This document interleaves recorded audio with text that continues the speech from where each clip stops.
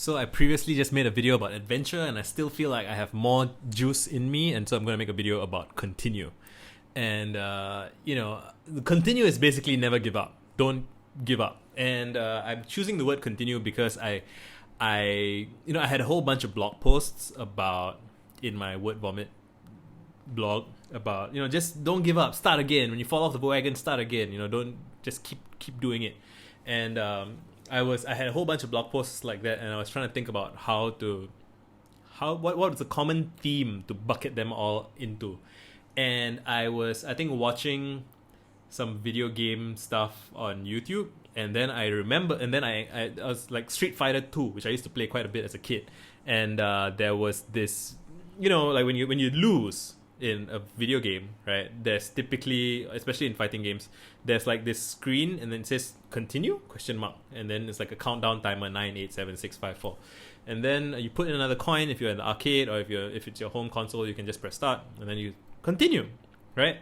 And I enjoy that choice of image because I spent a lot of time as a child playing video games that I was bad at and not successful at, and I died a lot in the video games, and I would just continue over and over and over again.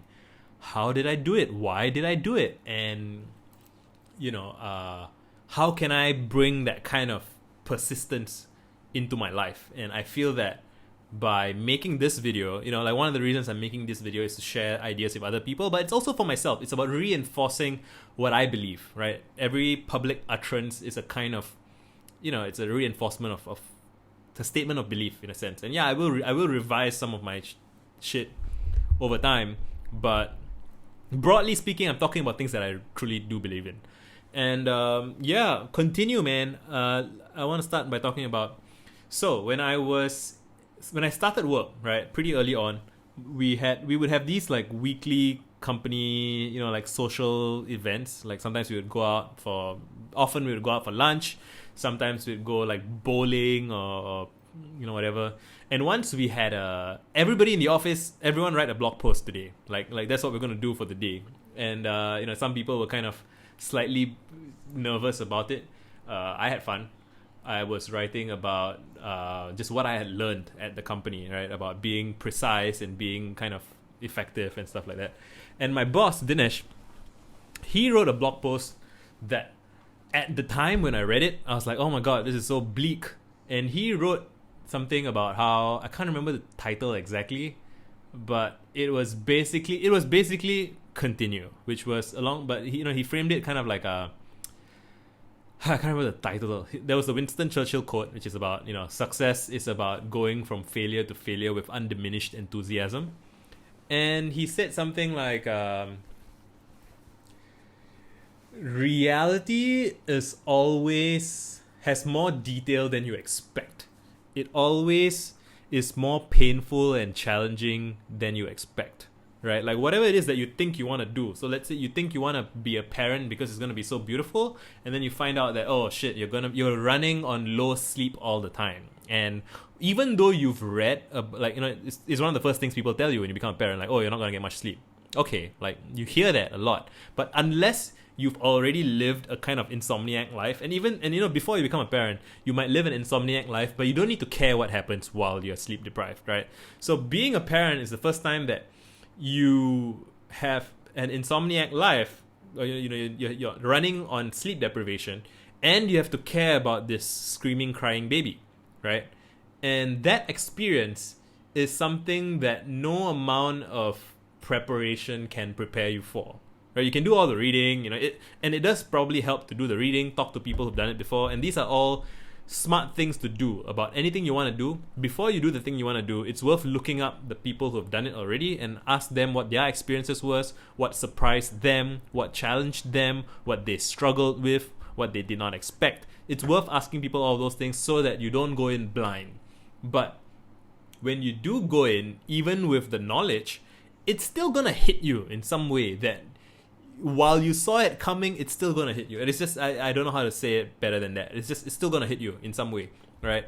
And when that happens, you take a blow to the face, basically, or the gut, right? Wherever.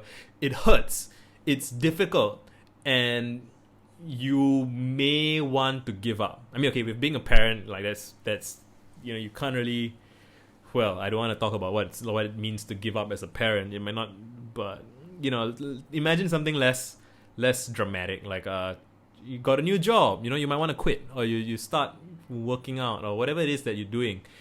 When you get punched in the face, whatever it is, metaphorically, right? When you get hit, you will then be confronted with life. Like, that's what life is, in a sense. It's just you have your expectations, which are always gonna be kind of less precise than reality, and then your expectations, and then you're gonna fall onto reality. It's gonna hurt, right? You're never gonna land nicely. It's always you're gonna get bumped up. You're gonna get bruised. It's gonna hurt you, and then your decision is, do I continue, right? And you know where this is going. Yes, continue. And of course you can think of circumstances where the correct decision is to stop, right? Like if you're in an abusive relationship, if you're in there are circumstances where you can find that the math checks out. You're not gonna be able to persist through it, and sometimes persisting at something is the wrong thing to do. You have to change your style, right? So that like you could probably explore this question all your life about, when do you quit? When do you stop? And what does it mean to quit? Are you quitting? Let's say you start a company and you have a certain product, and it turns out that people don't like that product. So you should stop trying to sell the product that people don't want. But you shouldn't, if being an entrepreneur is what you really want to do, you shouldn't stop being an entrepreneur. You should change your approach. You should try a different product. You should, you get what I'm saying? The nuance there, it's something you really develop from experience, and ideally reading and talking to people who have really been in the arenas of what it's like to really do things. I recently watched Obama's eulogy of John Lewis, which is really moving. I recommend that y'all check it out. And John Lewis was a guy who continued. You know what I mean? Like he had failures and setbacks, and he got literally hit violently by the state. Like, holy shit, like that's a real fuck, right? But he continued, he persevered, and just perseverance is underappreciated as a virtue. I mean, so there's the stubborn pig-headedness, which you shouldn't be a stubborn pighead, right? You should always be integrating new information. You should always be talking to people, always considering alternate points of view. But once you set out on doing something, and if assuming you've kind of done your homework and you know what you're doing and why you're doing it, you should play the long game, right? And again, I guess this is another video that's kind of a letter to myself in a sense, and so in a way it's a letter to people like me. Like, if you're listening to this and going, oh, this fucking guy telling me to persist, every time I've persisted in things, I always persist too long, and I always stay in shitty situations longer than I should. Well, then you're smart. You realize that no advice applies universally to all things at all times, and everything's context dependent. All advice is context dependent to a degree you do not realize until you encounter a different context. If a relationship's not working out, you should leave it and then find another person.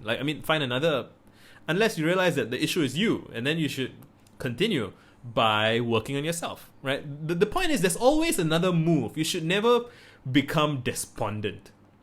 Although in my video about depression, I talk about how depression is a collapse of meaning, and the collapse of meaning can become fertile ground for new meaning to emerge that's more robust, that's more grounded in your values and your principles and what you really believe, right? Instead of being inherited dogma and bullshit from other people. But the point is, find a way to continue in a way that makes sense to you. It could be you need a break, you might need a vacation, right? You might be getting burnt out, in which case, continuing when you're burnt out means not. It means recognizing the situation, recognizing that you're burnt out, recognizing that you need a break, recognizing that you need to reconsider and reevaluate and maybe change your course. Like, that's what continuing means. Like, if you're bumping up against bullshit and you're doing it again and again and you're not mindful, like, that's not continuing in the sense that I'm trying to explain. I'm using a word that it's meaningful to me, right? Like there were times where I played a video game over and over again and I kept dying, and once it reaches a certain time of the night, like I'm starting to get sleepy and I can't, my head, my like my you cross a threshold where further attempts are just going to get worse and worse, and so I got to stop at that point. And continuing this, like the real spirit of continue in that circumstance, means to stop so that I can continue the next day or the next week, right? You have to take care of yourself so that you can continue for the long haul, right? And yeah, I get that sounds like a bit of a, some people might hear this and think, he's contradicting himself, but it's about zooming out and seeing the bigger picture, right? Like you have, I think Alan Watts would say some shit about how day and night is, you don't have a continuous day, right? Like you have day and then you have night. You inhale and then you exhale, and you do these cycles, right? And you continue the cycle of cycles, right? Of however you're framing it. But the point is, don't let losing or failing throw you out of the game entirely. Like every failure is a lesson to learn. And I'm not a complete sunshine from my asshole kind of optimist. I have, you can find tweets from me where I'm freaking depressed and I'm saying shit like, every success just feels like a stepping stone to the next failure, which is true. It's it's depressing, but it's true. And it's the life affirming thing is to realize that failure is okay. There's nothing wrong with failing. Like, the only thing that is sad is when you give up completely and you stop continuing. And again, like when I say give up, when I use the phrase give up completely, I can think of another context in which I can say the phrase give up completely, and I mean it in an effective way, which is like, when you've been trying, when you're obsessed about an outcome, when you're obsessed about making people like you, when you're obsessed about getting a date, right? And you're needy and insecure, and it means so much to you that, I need the crowd to like me, I need to prepare my speech, and I need to do all of these things. Like, you fail and you fail and you fail and you try and you fail and you try and you fail, but each time you're trying with that neediness in your heart, right? And neediness never 100% completely goes away, but like when it's the dominant or like a very substantial part of your enterprise, people can feel it, people can see it. And there comes a point where you've tried so much to win people over and it's not working that you give up completely. You just let go of your need for their validation. You're like, you know what, fuck it, I've done all this work, I've put in all this time and effort.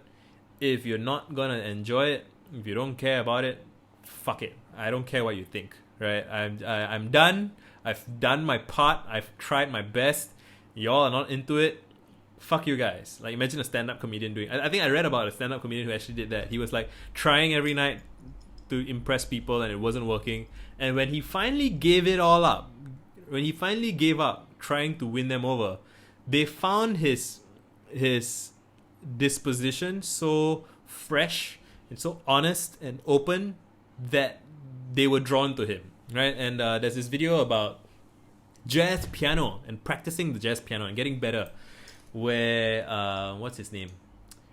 Kenny Werner, right? I'll maybe link it in the description if I can remember. Kenny Werner talks about what people go to concerts to see, right? Like, part of it is the performance, like you want to hear the song that you like, it's a song, and part of it is just you want to have a good time with your friends. But he points out that a substantial part of it is you want to see someone embodying radical self-acceptance, like because they've done their homework, they've done their work, and they're on stage and they're light, and they have this lightness about them, this limberness about them, they're playing, and they're just, they're there and they're not there, they're like in communion with their creativity or with the muse or whatever, and you just feel there's this sense of transcendence, right? They're not self-conscious, they're not trying to impress you, they're just playing, right? And it just feels, you get shivers witnessing it, like you feel like you're part of something greater in that moment. And you do get that by a certain amount of abdication of conscious thought. You're not thinking about what you're saying. I'm not currently thinking about what I'm saying. I mean, now that I just said that, I'm slightly coming back, but I'm semi in the zone, right? And maybe you can feel it, maybe you can't. I don't know. I might have to make a lot more videos to get there. But I've done the emotional work, right? I've done the emotional work of writing a lot of shit, saying a lot of shit, having lots and lots of conversations. I know my worth, right? And it's harder to convey in a place like Twitter or whatever, where you can't really tell from a single utterance where a person is. But I think on video it conveys slightly better. I believe that, and again, like, I don't know if it's possible to get to this point or get to the point that I want to get to. Jury's out, you get to decide, right? I don't know if I get to that point without struggling my way there. And so there is that you have to continue. You have to fuck up and screw up and mess up and, go on stage and make mistakes. There's that Michael Jordan quote about how, he's like lost so many thousand games, so many dozens of times he was tasked with doing the buzzer, he was tasked with shooting the winning shot and he failed and they lost the game. Like this, he has like numbers for every one of those things, like all the things that he failed at, all the mistakes he made, and the quote ends with like, and that's why I succeed, right? And that is an example of continuing, like not being undeterred by failure, because you will fail. There's no avoiding. You try your best, but you mustn't be afraid to fail. Like there's kind of a survivable failure and catastrophic failure, and we conflate the two. We feel like every failure is catastrophic, but it's not. I mean, a catastrophic failure is you screw something up and somebody dies, and like most failures aren't like that. And in the context of like a marketing job, a catastrophic failure is like you accidentally send out an email to all your customers that's wrong, and maybe it has like a vulgarity in it or something. Like that kind of catastrophic failure, you can mitigate it pretty easily. It's not, you just need to ask someone else usually, like, is this catastrophic? Like, you just need a second pair of eyeballs, you need a sanity, people call it a sanity check. And for like surgeons, for example, and surgeons they have my respect. Like, seriously, like, there are people who live in life and death kind of circumstances, and a surgeon is gonna fail sometimes and lose people, but they have to continue.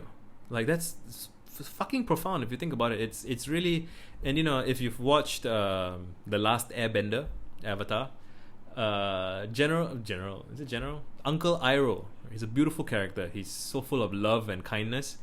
Iroh, if you dig into his story, he lost his son, and he's if I remember correctly, he's indirectly responsible for his son's, like, he there were things that he did that led to his son's death, in a sense, and there were things that he did that kind of made Zuko worse off in some sense, right? But he continued.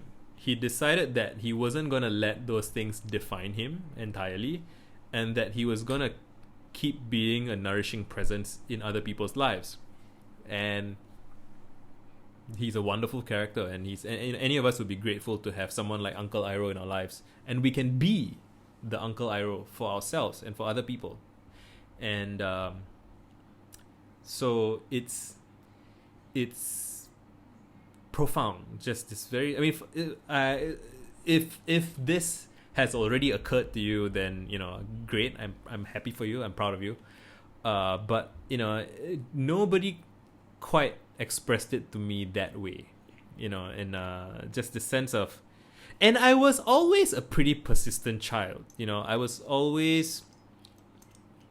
I wasn't a quit. Like, I quit a bunch of stuff. Like, I was in the, I joined a club or a society, and then I dropped out halfway. I would try to study, and I didn't.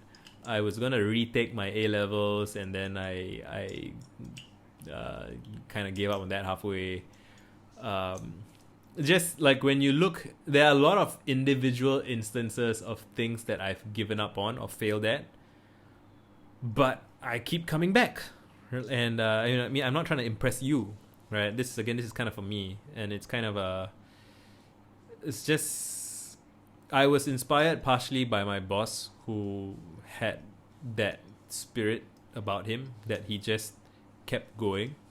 And like, knowing that there have been people, if you look up Abraham Lincoln, like, you look up, I'm sure you can search like a meme, like images or whatever, of that list out all of the bad shit that happened to Lincoln before he became president. Like, he tried this and it failed, he tried that and it failed. Just nothing was working out for him, and then he became and then he got shot. Like, but like, he did a great service to the world, and he managed to do that because he kept getting back up and continuing. And it shouldn't even be about the outcome. I think that's what I'm trying to get at.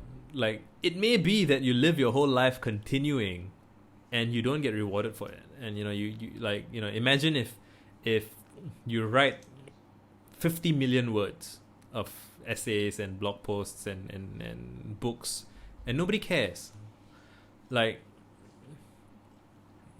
as in, you never get like critically acclaimed or whatever. Like, even so, like, you can be proud of yourself for having given it your all, in a sense, right? And it's pretty sad to learn that, like, Da Vinci felt that he had wasted his life. Like, he was a procrastinator and he had ADHD for sure. He has lots and lots of incomplete projects and lots of thousands of pages of notebook sketches.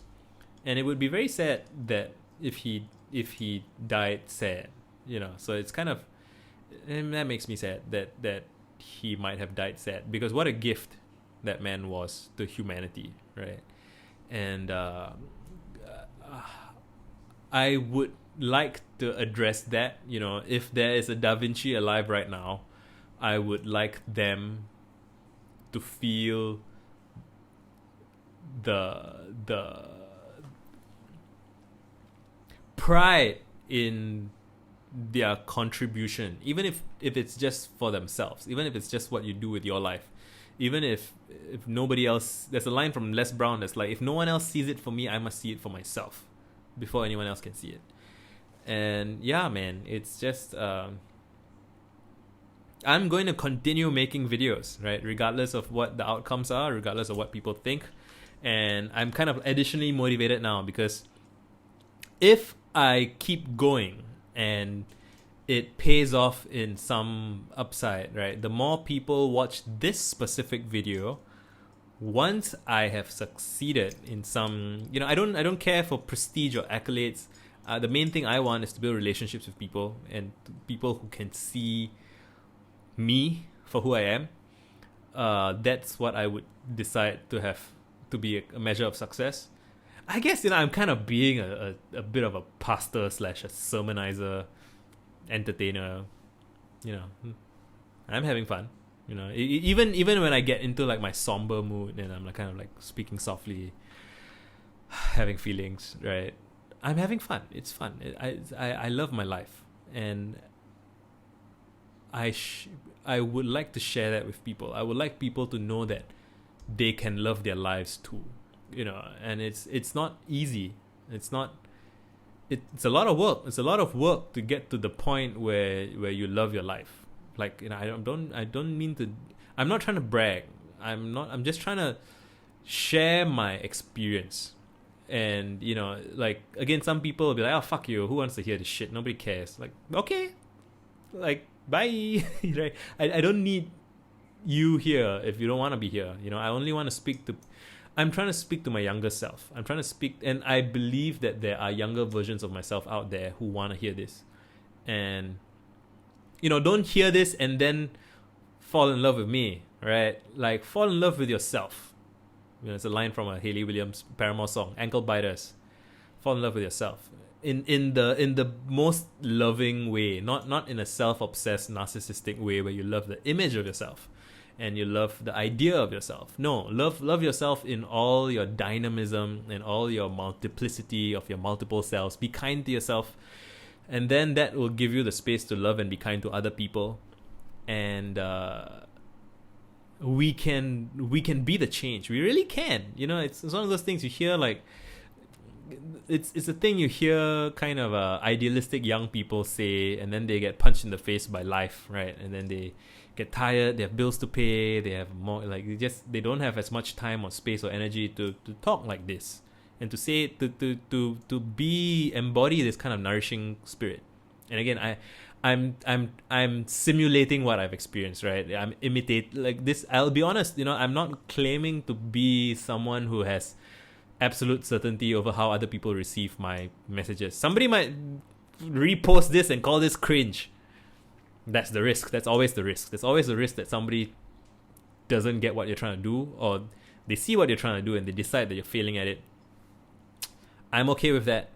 I've do your worst. I've been through worse shit. But the prospect of being able to really, really connect with someone and make them feel seen, make them feel heard, make them feel less alone. That's why I continue. That's why I keep doing what I do, because I'm always have in my head the lonely, weirdo kids who deserve better. From my point of view, I want to see what. I'm guessing you're watching it if you're one of them. I want to see what you guys accomplish. I want to see what you guys do. And I hope you're smart enough not to become some kind of hero worshipping thing. I don't know. I don't know why that happens. Well, I could do a separate video about why I think that happens. But I believe that these videos are so long and so kind of slightly inaccessible that the people who make their way to them are hopefully thoughtful and curious and skeptical of pedestalizing anybody. And hopefully you take whatever you take from this. If you want to express gratitude for it, you express it by passing it on and being a nourishing presence in other people's lives, right? That's the shit. That's the good stuff. Then you spread it on, and the world keeps turning madly on, right? So whatever it is that you're struggling with, whatever it is that's difficult or painful or frustrating, I am sorry, right? Like, it sucks. Like, we all have shit. Like, we live in fucked up times in a sense, right? Like, COVID and racism and all those things that are happening, but I believe that there's always opportunity for us to do better and to take care of ourselves and each other and live good lives, right? And to be, we're all walking each other home, right? Done.